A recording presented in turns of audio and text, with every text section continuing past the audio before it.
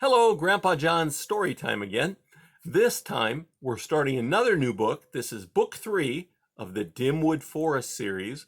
It's called Poppy and Rye by Avi. It's book 3 in the series. We just finished Poppy, and we're going to be starting with chapter 1. And chapter 1 is called Clover and Valerian. Clover, love, you need to wake up. Something awful is happening. Clover, a golden mouse, was small, round, and fast asleep in a snug corner of her underground nest. Too sleepy to make sense of the words being spoken to her, she opened her silky black eyes, looked up, and gasped. Was Ragweed leaning over her? Ragweed was a particular favorite of her 63 children. He had gone east in search of adventures, but had not been heard of for 4 months. Clover missed him terribly and kept wishing he'd come back. Her eyes focused. She could see more clearly now. "Valerian?" she asked. "Is that you?" Valerian was Clover's husband. He was a long-faced, lanky, middle-aged golden mouse with shabby fur of orange hue and scruffy whiskers edged with gray. His face bore the fixed expression of being perpetually overwhelmed, without knowing quite what to do about it. At the moment, his tail was whipping about in great agitation. "Is something the matter with the children?" Clover asked. She had recently given birth to a new litter, her 4th that year, and was so tired. She hadn't ventured from the nest in more than a week. "They're fine," Valerian assured her. "But Clover, you've got to see what I've discovered. You're not going to believe it." Can't you just tell me what it is?" Clover replied with a yawn. She never got enough sleep. "Clover," Valerian whispered, we're in great danger." A startled Clover looked about the nest, where she and Valerian and all their children had made their home for 6 happy years. A small, deep, and comfortable nest consisting of 3 chambers. Each of its rooms was lined with milkweed fluff.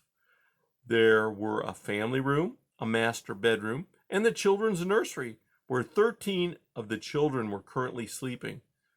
The most recent litter, 3 in number, and barely a week old, were still blind and without fur. They were with Clover. "Clover, love," Valerian urged, "please get up. It's not the children, but it will affect them badly." With Clover, an appeal to family never failed. She forced herself up. The 2 mice made their way up the entry hole to the ground surface. The long, twisting tunnel had a few storage rooms, one filled with nuts, another with dried berries, a third with seeds built into the walls. Though Clover was, as usual, hungry, there was no time to eat.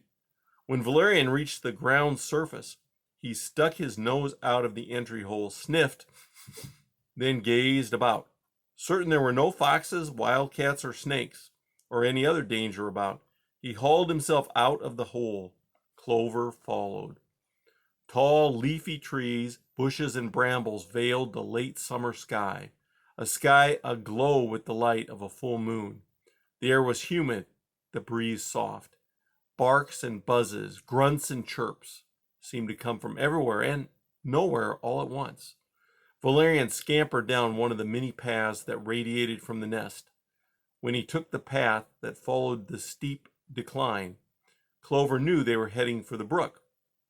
The brook, as the mice called it, meandered lazily between low, leafy banks. Water lilies floated on its wide, shallow surface. There fireflies flashed, butterflies danced. Mosquitoes, like ancient instruments, droned. Waterbugs scooted. Cattails, standing tall, swayed to the rhythms of the night. With nothing rough or dangerous about the brook, the young mice loved to frolic about its banks. Rarely was the water more than 6 inches deep. Splendid to splash in, fun to swim in. Sometimes the mice made rafts of bark chips and went boating. Indeed, it was the closeness of the brook and its serenity that caused Clover and Valerian to build their nest and raise their family where they did. That night, everything was changed. The water was muddier and deeper than it ever before had been. A full 3 feet of bare earth at the base of the pathway, the children's beach, had sunk beneath the waves. Lily pads and cattails were gone. No bugs teased the brook's surface. Chips of wood floated here, there, and everywhere. "Look," Valerian cried in a hushed voice. He pointed downstream. At first, Clover didn't see it. Only gradually did she perceive the massive mound of sticks, twigs, and logs that spread across the full width of the stream. "Why, my goodness," she gasped. "It's a dam! But why?" Valerian pointed to the water's edge. "What should I be looking at?" asked a puzzled Clover. "The water," Valerian whispered. "Watch." Clover stared until, with a shock, she jumped back. "Valerian!"